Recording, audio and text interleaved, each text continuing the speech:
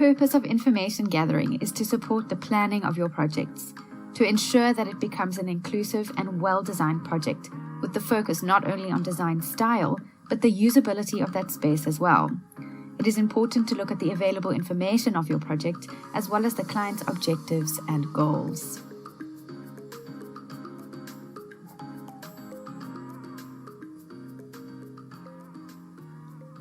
A warm welcome from me, Robin Santini, your course educator. I hope that you're all doing well and enjoying your lessons so far. I have seen some great work over the last couple of weeks, and I hope that it only gets better and better as we get along. We start this lesson off by looking at our core objectives for this lesson. Firstly, we understand what the client brief is and where it sits on our design timeline. We develop the skill in assessing what information goes onto your brief, as well as skill in extracting this information for your brief. We learn how to set up your own briefing template and develop an understanding of the possible scenarios that you as an interior designer may be exposed to. First things first, did you know that it is an important point to research your client before having your first meeting with them? Your client relationship can make or break the business or your project. It is important to impress from day one. So what is the best way to impress your client? Ensure that you know everything you can about them and about the project. This is exactly what we are going to look at in this lesson, all about your client. But before we carry on, I want to remind you not to forget to keep interacting with Morpheus. As you know, it helps us to improve our answers and assists Morpheus in becoming even more intelligent. Remember, your Morpheus text box is located in the right-hand corner of your screen. We are in Lesson 2 of Module 2 on our journey to interior design. We are making some great headway, as I'm sure that you've seen. I hope you're ready for this lesson, as it's an important one for your first steps to engaging with your very own clients. Please keep up your interaction with your classmates on your Facebook and Instagram platforms. Your work is really coming along nicely. As we take our very first steps to any design project, we are faced with our client meeting and our client or project brief. This is your very first encounter with your client and often a very important part in your project. This is your first impression. You know that saying, first impressions count? Well, it applies here. This is where your client will get their first taste into who you are as an interior designer. It is here that the client will assess if you are going to add value to their project and if you will be able to realize their vision or their objectives. We start our project by taking our first steps into meeting our client, as well as taking the first steps into creating our project or client brief. Can any of you tell me where in the design project timeline your project brief and meeting would take place? So remember, we've got phases 1 to 5. In which phase do we take our project brief? It takes place in your first phase, obtaining the brief, step 1, because without our brief and without our clients, we wouldn't know where to begin our projects. There is a timeline we follow, so we are going to start by looking at the process flow and how your first client meeting comes about, as well as where in the process you would set up your project or client brief. The design brief process generally starts off as the client makes contact with the design firm or the designer. The client may have been referred to you by someone that they know, or they may have seen work that you've completed. Your next step as a designer is to set up your meeting with your client to discuss and review the project detail. You would then research the client and prepare for your meeting. The next step would be to meet the client, and from here, from your client meeting, we would gather all the information we need in order to create our client briefing or project briefing document. And lastly, we would need to send our client our briefing document for it to be signed off. Now you've seen the process flow, let's break it up in a little bit more detail. There are many ways in which a client would make contact with you, or ways for the designer to make contact with the client. It's also important for you as a designer to bring clients in or find the client. Getting that client first is a very important thing and not always an easy task, even for the most experienced of designers. There may be instances that a client picks you because they like your work, which is amazing, but that seldom happens. So, how do you get your first client? Let's take a look. Here are some of the ways in which you can find or attain clients. Firstly, it could be through word of mouth. Secondly, we look at paid advertising. public relations follows, as well as networking through suppliers and subcontractors. And last but not least, we can find our clients through social media. We've now covered some of the ways in which you can find clients. Let's break it up a little bit. Firstly, we looked at word of mouth. Word of mouth is the most important and most effective way for an interior designer to bring in or acquire new clients. This is effectively someone who has seen your work recommending you to a new potential client. This could be from a supplier or a subcontractor recommending your work, right through to a previous client's recommendation or estate agent that may be using your work to sell their business. The next on our list is our paid advertising. Paid advertising simply means to pay for advertising for your interior design company or work. I would suggest that this is used in larger companies with a bigger footprint in interior design world, as it can be a costly exercise. Customers may see your advert in magazines or on social media or other paid platforms. The next on our list is public relations. This can be a great way to market yourself and your company as a freelance designer or as a business. Writers, editors, and journalists have space to fill, even more so online. Look for any interior design pages or advertisements that may come about. The next way to find clients is through networking, exchanging your information with suppliers, contractors, estate agents, or even other interior designers or architects. Networking is about sharing information, passing each other's information along to new potential clients. The crucial thing with supplier recommendations is that you can often get background detail on the new prospective clients before even meeting with them. Quite an important tip here, and one to remember when networking with suppliers. Next and last on our list is social media. Social media is fairly effective, but more so, it is great for getting in touch with your peers and the people that you want to contact and collaborate with. Social media platforms that can be used could be Facebook, Instagram, and even Pinterest. If you want a little bit more information here, have a look at our sales, digital marketing, social media marketing, or how to start a business course to get more detail on the marketing perspective. Now that we've got our clients through our media marketing and referral attempts, it is time to set up our meeting with our new client. So, how do we go about doing that? Let's take a closer look. First off, we start by setting up our meeting, which simply means setting a time and a date that you can meet with the client. Ideally, you want to set up your meeting on-site of the proposed project. You want to allow enough time to be able to discuss the project objectives with the client and obtain as much information about the project in reality as possible. Allow enough time so that you do not feel pressured or rushed. Remember that this is your time to create your first impression with potentially your brand new client. So, once we've set up our meeting, it is vital that we conduct a bit of research on the project and the client that we may be working with. This is the research section of our timeline. Preparation is one of the biggest keys to effective and efficient meetings. Entering a meeting without knowing your client's background or network or industry viewpoints puts you at a disadvantage very early on in the project. Before meeting with your client, ensure that you know exactly where the project is situated, as well as any detail connected to the project. Treat this as an interview. Make sure that you have at least some baseline information or knowledge about your client and his or her business, as well as the project in question. If you're working with a retail client or commercial client, ensure that you have an understanding of your client's stance in the industry and any success and struggles that the company has faced. See if you're able to assess if the client has any preferences in design. You can do this by seeing what the current space looks like and what they have worked with or created before. Next on our process timeline is to meet the client. Quite an important step in our timeline, but definitely one that we needed to prepare for before. It's D-Day. We are finally meeting with our client.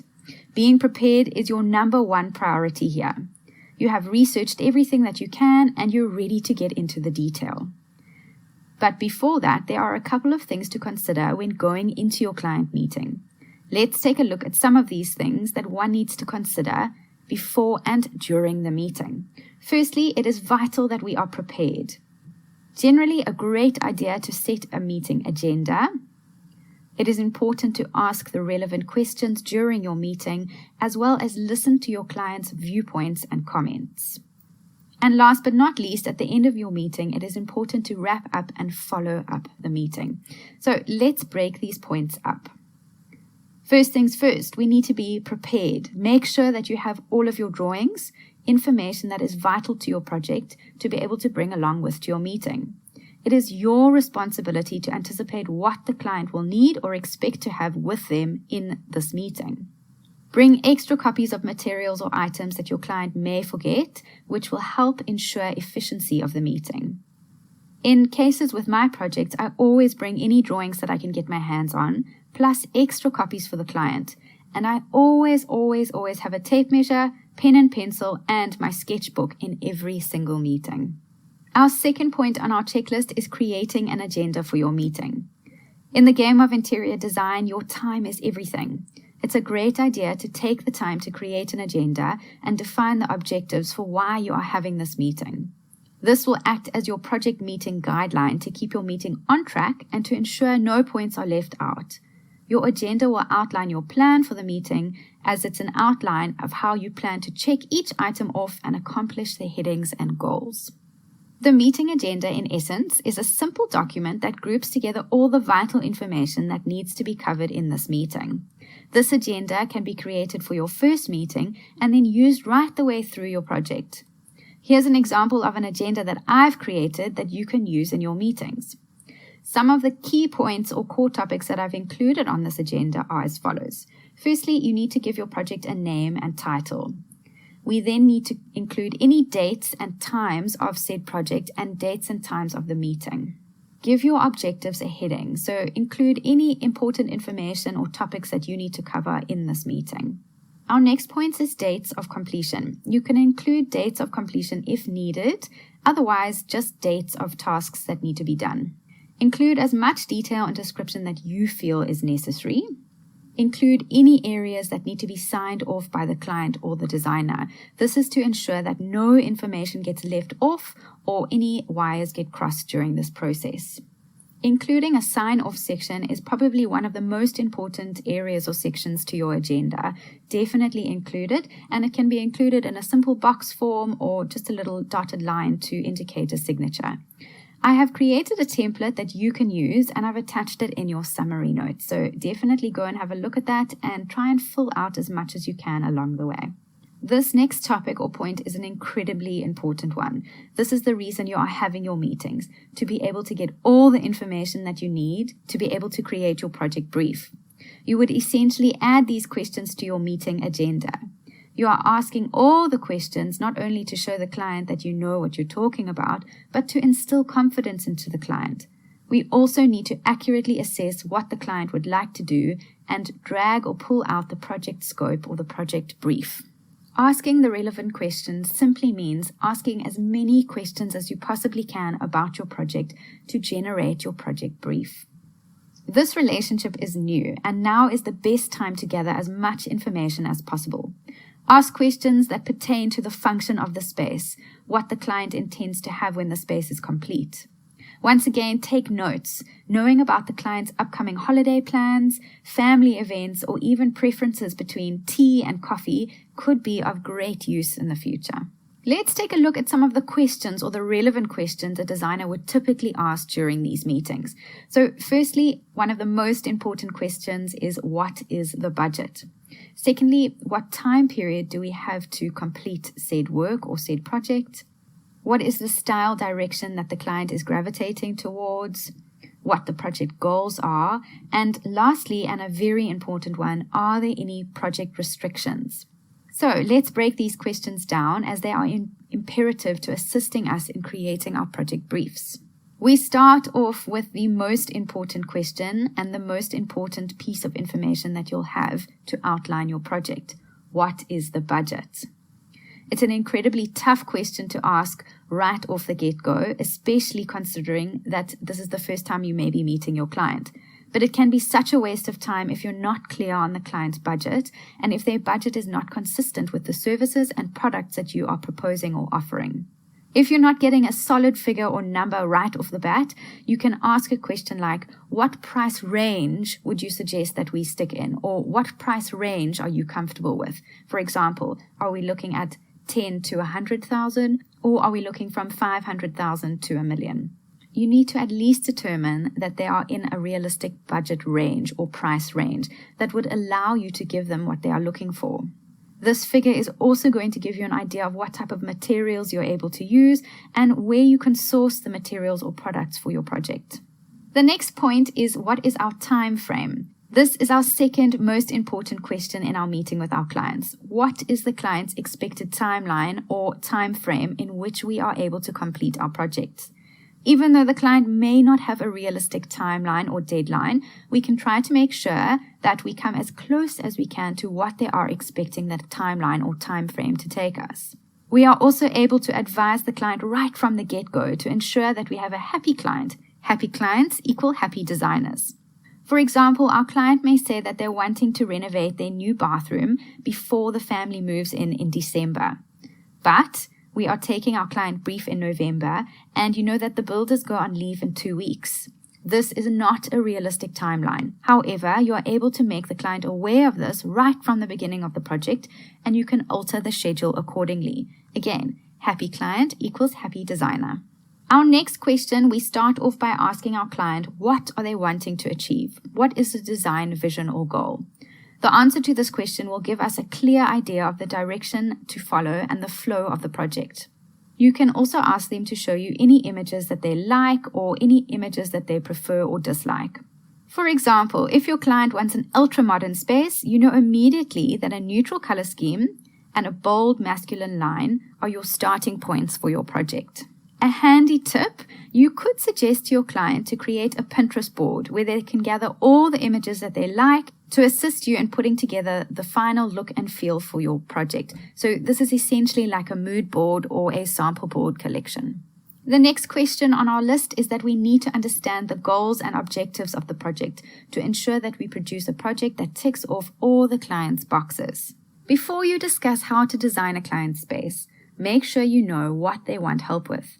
Some good details to pin down in the beginning stages of your project are the function of the space. What is the use of the space? What will happen in the space?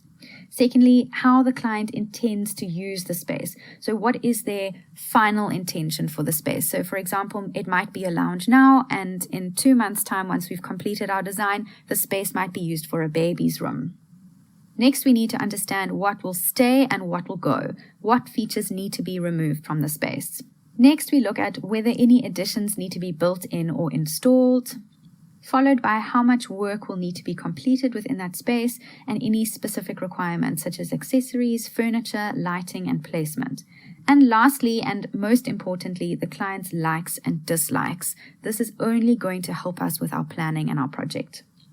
The last question, and one that I always spend quite a bit of time on, are there any restrictions? Are there any restrictions that we need to know about before we start our project? Here, it's also important to ascertain any complications that you may see or foresee encountering during the project and the project lifespan. So now we've covered the following when meeting our client. We know that we need to be prepared. We know that we need to set up our meeting agenda. We have to ask the relevant questions while in our meeting. The next important factor when meeting our clients is to listen to your client and follow up and wrap up at the end of our meeting. Let's look at that in more detail. Listening to your client is very important. Not every meeting will go exactly according to plan. Sometimes a client might have their own agenda in mind or want to take the project to a totally different direction. And our last point when meeting with your client is wrap up your meeting. People often underestimate the importance of effectively closing a meeting. Instead of leaving after all the points of your agenda have been discussed, have a wrap-up plan in place. Summarize, summarize, summarize. Ensure that you're all on the same page before closing off your meeting. Here is probably a good point to have an indication or a place mark for a signature, just to indicate that the meeting has been finalized and all the points have been covered. We have now covered how to find your first client, how to set up your first meeting, how to conduct research on your first project, and how to prepare for your first client meeting. our next step is to set up our client brief for your project. Set up our project briefing document. That brings us to our next topic. What is the client brief? But before we get any further into our client brief, let's see what we have installed for our lesson 3, the architect. Remember, we spoke about how important it is to work with architects and how interiors need to work in harmony with the exteriors. Well, this is where we explore all of that and where we look at prominent architects in the industry. But this is only a sneak peek for today. Let's get back into our design brief. A design brief is a document drawn up by the interior designer, which outlines the deliverables and scope of works that the project will follow, based on the information obtained from the client meeting. Your design brief may include headings that you've obtained in your client meetings, such as the roles and responsibilities, the project timeline or time frame that it needs to follow, an indication of the budget, and the function of the space and the client's goals. A thorough design brief is a critical part of the design process. It helps to develop the trust between the client and the designer.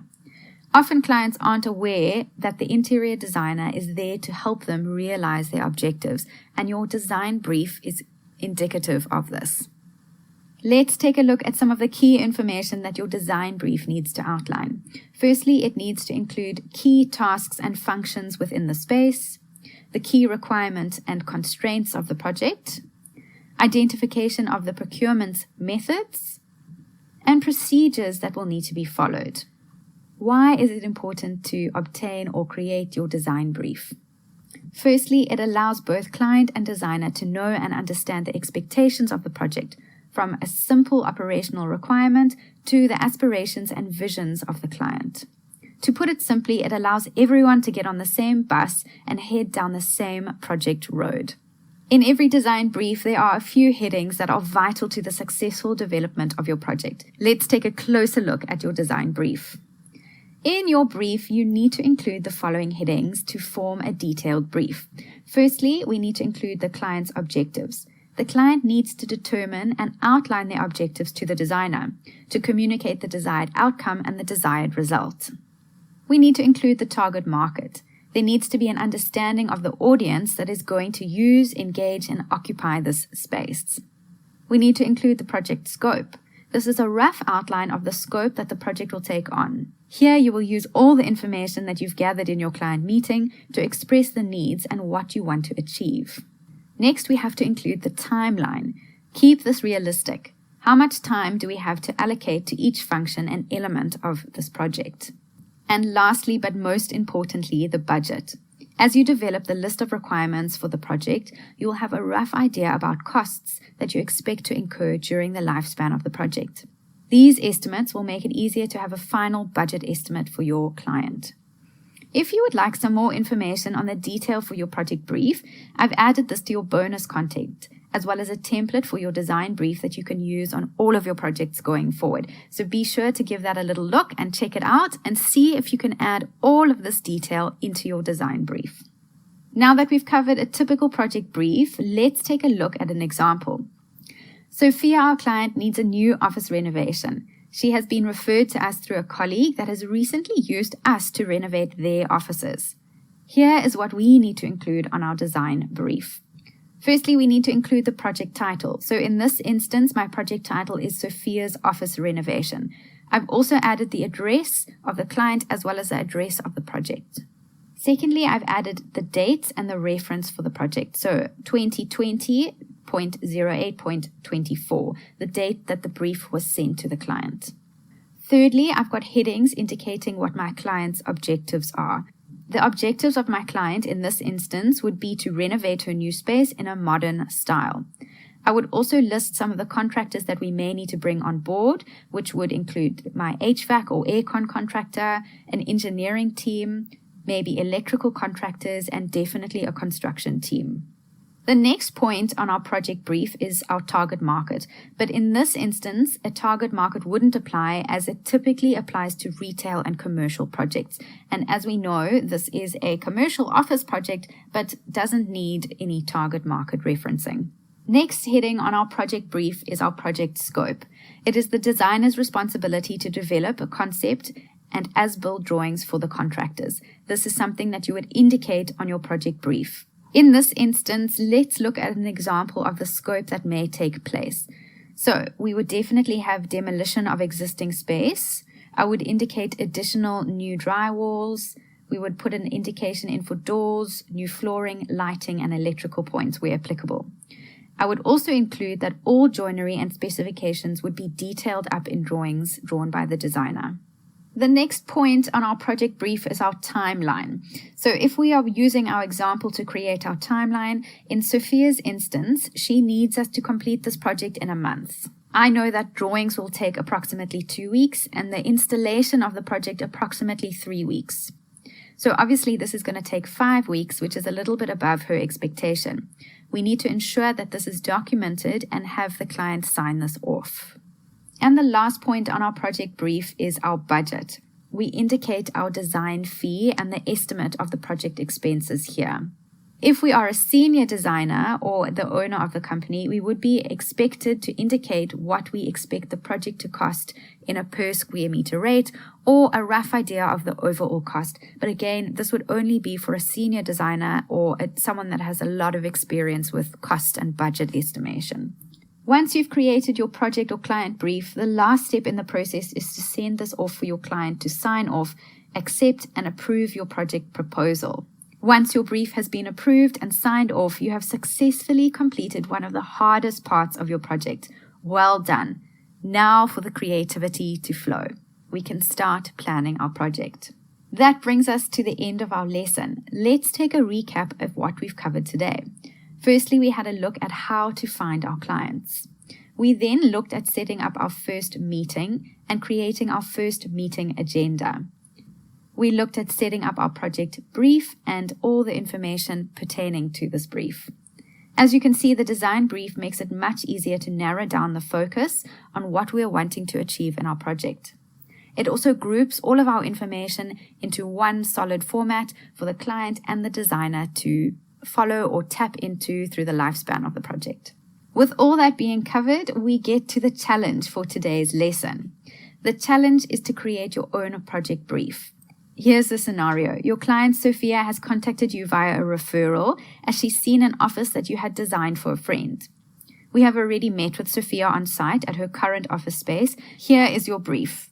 Her current space is 50 square meters. She wants to include another 2 office spaces within this current space. So it's currently a blank space and she needs to incorporate 2 new offices for 2 people. Each office needs to have a desk and a chair, as well as a public printing station and coffee bar. She would like us to include new carpets and remove existing. We need to look at new wall finishes, so some paint or wallpaper. A bit of extra detail. The current flooring is carpet and needs to be replaced with tile. The electrical and lighting can remain as is. The walls are looking a little bit shabby, and she's asked if we can provide her with some suggestions for this, so that ties into our wall finishes.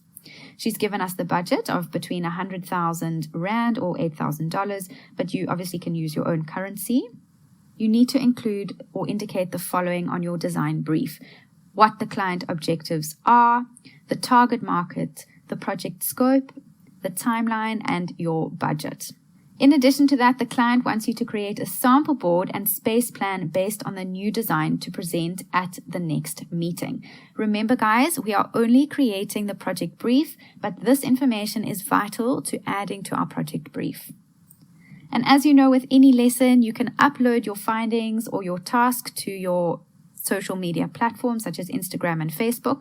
Don't forget, we do have an interior design Facebook page that was recently set up, and you can use your hashtags at Shaw Academy, at Shaw Interior Design, and for today's hashtag, you can use hashtag ID Challenge M2L1, which is Module 2, Lesson 1. This is a really exciting challenge and one that I really love and enjoy. So I hope you get as much out of it as I have enjoyed creating it. And that brings us to the first weekly assignment of Module 2. These are great as they help you assess what you've learned to date, as well as build on knowledge that we have covered in each lesson. These lesson assignments will also prepare you for your final module assignments. You can find both weekly and final assignments on your course pages. Good luck and happy learning. Remember, you can always change your class date and time so that it's convenient for you. And should you feel the need, you can restart the course, or you can watch a lesson to reference back at any time. I'm sure most of you are aware by now that these lessons are brand new to Shaw Academy. You are the first students to be taking this course in interior design. A very exciting time, but remember, we are working as hard as we can to create these lessons and get them out to you. So if you're waiting for a lesson to come out, you may want to look at another course that Shaw offers. Thanks for being so patient thus far, and happy learning. And that brings us to the end of our lesson 2, the client. What an exciting lesson. I hope that you are as excited as I am to create your own project briefs. Happy learning, everyone, and I cannot wait to see you for lesson 3.